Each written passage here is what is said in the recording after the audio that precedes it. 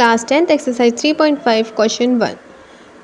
तो इस क्वेश्चन के दो पार्ट्स हैं। पहला पार्ट है for which values of A and B will following pairs of linear equation have an infinite number of solution.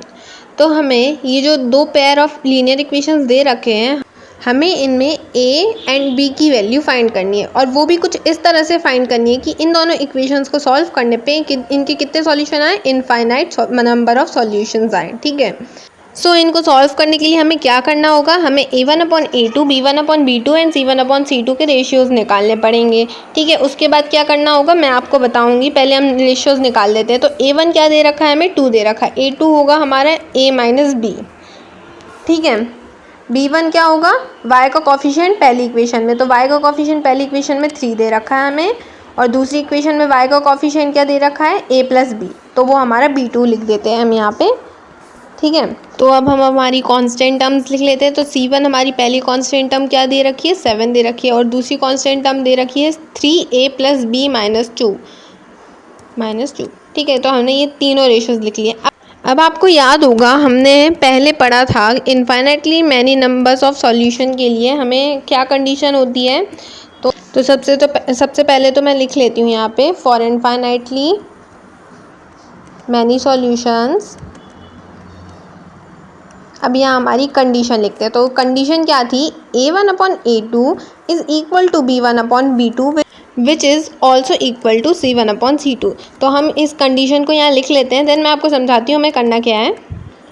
यहाँ पे मैं इक्वल टू लगा देती हूँ c1/c2। तो अब हम क्या करेंगे, a एंड b की कोई ऐसी वैल्यू फाइंड करेंगे कि ये सारे रेशियोज़ आपस में इक्वल आ जाएं। तो हम क्या करते हैं, इन रेशियोज़ को आपस में इक्वल लिख ही देते हैं, देन a एंड b की वैल्यू फाइंड करेंगे। तो हम यहाँ a1/a2 को इक्वल में लिखते हैं c1/c2 के। ठीक है, c1 हमारा क्या दिया है, 7/3a+b -2। ठीक है, ये हमने लिख दिया। अब हम क्या करते हैं, इससे हम ये जो 2 लिखा है इसका मल्टीप्लाई हम किस में करेंगे, 3a+b -2 में, एंड a-b का मल्टीप्लाई हम कर देंगे 7 में। तो क्या आ जाएगा, सबसे पहले तो 2 का मल्टीप्लाई 3 में करेंगे तो 6 आ जाएगा, 2 का मल्टीप्लाई b में करेंगे तो 2b आ जाएगा, 2 का मल्टीप्लाई -2 में करेंगे तो -4 आ जाएगा, 7 का मल्टीप्लाई a-b में करेंगे तो 7a - 7b आ जाएगा। ठीक है, हमने ये सब लिख दिया है यहाँ पे। इसको और आगे तक सॉल्व करेंगे तो हम क्या करेंगे, यहाँ पे 2b को तो यहीं रहने देंगे, -4 को भी यहीं रहने देंगे, और ये जो 7b था माइनस में उस साइड, उसको यहाँ ले आएंगे और प्लस में कर देंगे। ठीक है, 7a को एज इट इज़ लिखे रहने देंगे, एंड 6a जो यहाँ पे प्लस में है उधर जाके माइनस में हो जाएगा। इसको आगे सॉल्व करते तो क्या आ जाएगा हमारा, 9b - 4 = 1a। ठीक है, तो हमारी वैल्यू क्या आ जाएगी, 9b - a = 4। इसको हम नाम देंगे हमारी इक्वेशन 1। तो हम यहाँ इसको मैं रब कर देती हूँ और यहाँ पे लिख देती हूँ 9b - a = 4। ये हमारी फर्स्ट इक्वेशन है। अब हमारी सेकेंड इक्वेशन हम किस तरह से फाइंड करेंगे, हम a1/a2 को b1/b2 से इक्वेट कर देंगे।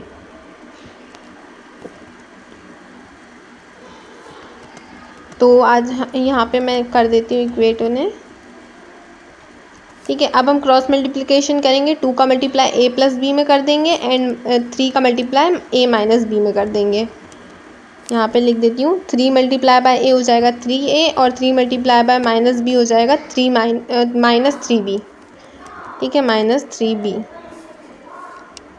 इसको मैं ऊपर रख देती हूँ थोड़ा। हाँ, अब इसको सॉल्व करेंगे तो सबसे पहले हम क्या करेंगे, 2a को मैंने यहीं रहने दिया है, 3a को मैं इधर ले आई हूँ माइनस में, -3b भी इधर ही उधर जहाँ है वहीं रहेगा, और 2b जो यहाँ प्लस में था वहाँ माइनस में हो गया।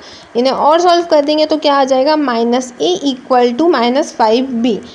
ठीक है, दोनों साइड माइनस है तो माइनस से माइनस कैंसिल हो जाएगा, a = 5b हो जाएगा। ठीक है, तो हम a को यहीं रहने देंगे, 5b को माइनस में ले आएंगे, = में 0 रख देंगे। ठीक है, क्योंकि वहाँ कुछ नहीं है तो = में 0 ही होगा। तो ये क्या बन गई, हमारी इक्वेशन नंबर 2 बन गई है। तो हम यहाँ इसको रब कर देती हूँ पहले मैं। अब यहाँ लिखती हूँ a - 5b = 0। ये क्या थी हमारी इक्वेशन 2। अब हम कोई भी एक मेथड लगा देंगे, इसको सॉल्व कर लेंगे और ए एंड बी की वैल्यू फाइंड कर लेंगे। जैसे हम पहले करते थे ना एक्स एंड वाई की वैल्यू फाइंड, इसमें हमें ए एंड बी की वैल्यू फाइंड करनी है। बहुत आसान है, शुरू करते हैं। ठीक है, तो सबसे पहले हम इस इक्वेशन को थोड़े सिंपल फॉर्म में लिखेंगे। ठीक है, तो ये फर्स्ट इक्वेशन को हम थोड़े सिंपल फॉर्म में किस तरह से लिख सकते हैं, तो अब हम शुरू करते हैं। सबसे पहले ये जो 4 लिखा है ना प्लस में, इसको इस साइड ले आएंगे माइनस में, तो -4 हो जाएगा। ठीक है, इक्वल टू में क्या करेंगे, ये जो -a यहाँ लिखा है इसको वहाँ ले जाएंगे तो ये +a बन जाएगा, और +9b लिखा है वो वहाँ जाके -9b हो जाएगा। तो ये जो हमारी इक्वेशन बन गई है। ठीक है, अब हम क्या करेंगे, इसके नीचे इक्वेशन 2 की वैल्यूज़ लिख देंगे। बिल्कुल नीचे लिखेंगे इसके, जैसे कि कांस्टेंट टर्म के नीचे मैंने कांस्टेंट टर्म ही लिखी है, b वाली वैल्यू के नीचे b वाली वैल्यू एंड a वाली वैल्यू के नीचे a वाली वैल्यू लिखी है। अब मैं इन दोनों को सब्ट्रैक्ट कर दूंगी, क्योंकि a तो इन दोनों में कॉमन है, तो मैं a को ही एलिमिनेट करूंगी, जाहिर सी बात है। ठीक है, तो यहाँ पे मैंने साइन चेंज कर दिए दोनों में सब्ट्रैक्ट करने से पहले। तो -4 में से -0 करूंगी मैं, तो क्या आ जाएगा, -4 ही आएगा। ठीक है, a - a 0 होता है, लिखने की ज़रूरत नहीं है। -9b + 5b कितना हो जाता है, -4b। ठीक है, -4 में से -4 तो कैंसिल हो ही जाएगा, बट फिर भी मैं लिख देती हूँ -4/-4 = b। तो क्या आ जाएगी हमारी वैल्यू b की, 1 आ जाएगी, 1 = b। इसको पहले मैं बॉक्स के अंदर लिखूंगी। ठीक है, मैंने इनको रब कर दिया है। अब यहाँ लिखती हूँ मैं, putting value of b in equation 1 में भी रख सकते हैं और इक्वेशन 2 में भी रख सकते हैं b की वैल्यू, एंड देन a की वैल्यू फाइंड कर लेंगे हम। ठीक है, तो आप देखिए, अगर हम 1 का मल्टीप्लाई 9 में करेंगे तो क्या आ जाएगा, 9 ही आएगा। तो हम इक्वेशन में 9 को 9 ही रहने देंगे, -a = 4 एज इट इज़ लिख देंगे। अब हम क्या करेंगे, a की वैल्यू फाइंड करेंगे, तो हम यहाँ लिख देते हैं 9 - 4 = a। a की वैल्यू क्या आ जाएगी, 5 आ जाएगी। हमने a एंड b दोनों की वैल्यूज़ फाइंड कर ली हैं। इसको मैं बॉक्स के अंदर रख देती हूँ। अब यहाँ लिखते हैं, hence value of a and b are, अब हम यहाँ लिखते हैं a की वैल्यू आई थी 5 एंड b की वैल्यू 1 आई थी, रिस्पेक्टिवली लिख देते हैं। सो हमने लिख दिया है, hence value of a and b are 5 and 1 respectively for infinitely many solutions. ठीक है, तो ये वाला क्वेश्चन हमारा सॉल्व होता है। Let's move to part 2। तो पार्ट 2 हमें दिया है, for which value of k will the following pairs of linear equation have no solution. तो इसमें हमें क्या करना है, k की कोई ऐसी वैल्यू फाइंड करनी है। इन दोनों इक्वेशंस में जो k की वैल्यू दे रखी है, कोई ऐसी वैल्यू फाइंड करनी है जिससे कोई सॉल्यूशन ना आए। तो हमें करना क्या है, सबसे पहले तो a1/a2 b1/b2 एंड c1/c2 के रेशियोज़ को फाइंड करना है। तो मैंने यहाँ लिख दिया है इन्हें। ठीक है, तो a1 क्या है हमारा, 3 है। a2 दे रखा है हमें 2k - 1। b1 क्या दे रखा है हमें, 1 दे रखा है, तो b1 को हम 1 लिख देते हैं। b2 हमें दे रखा है k - 1। ठीक है, और हमारी पहली कांस्टेंट टर्म दे रखी है हमें 1, जो कि इक्वल में लिखा है। दिस मीन्स कि हम उसे माइनस में लिखने वाले हैं यहाँ पे रेशियो बनाते समय। और दूसरी कांस्टेंट टर्म भी इक्वल में लिखा है, इसलिए हम उसमें भी माइनस लगा देंगे। तो -2k + 1 हो जाएगा। तो हमारा c1 c2 का भी रेशियो निकल गया। अब मैं क्या करूँगी, माइनस से माइनस कैंसिल करूँगी, तो क्या आ जाएगा, 1/2k + 1 c1 c2 का रेशियो आ जाएगा। ठीक है, अब हम करने क्या वाले हैं, हम यहाँ लिखेंगे नो सॉल्यूशन के लिए हमें कंडीशन क्या होती है।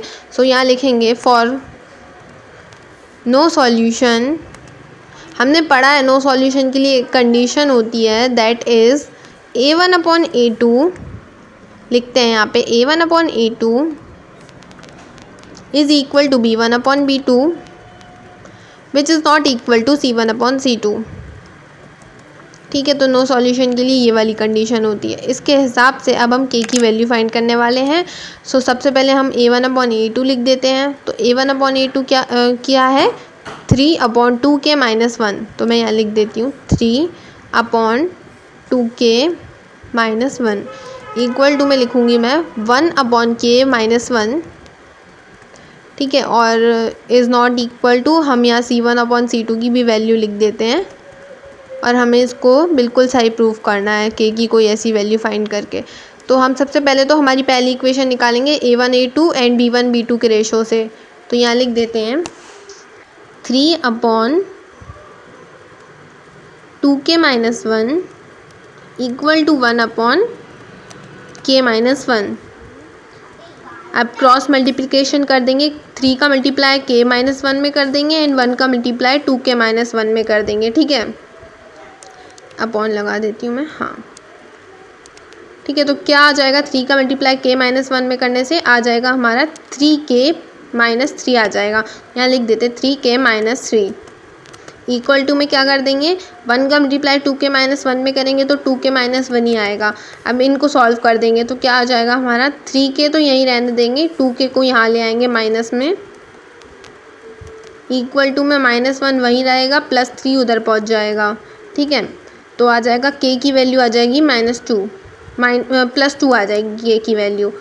ठीक है, तो हमें क्या फाइंड करना था, k की वैल्यू फाइंड करनी थी और कोई तो वैल्यू फाइंड करनी नहीं तो हम यहाँ लिख देते हैं hence value of k for which the equation have no solution, मैं पहले इसको बड़ा कर देती हूँ, नो सॉल्यूशन इज़ 2। ओके, तो हमारा क्वेश्चन 2 के दोनों पार्ट सॉल्व हो चुके हैं। अब आपको कोई भी डाउट हो आप कमेंट सेक्शन में ज़रूर पूछें।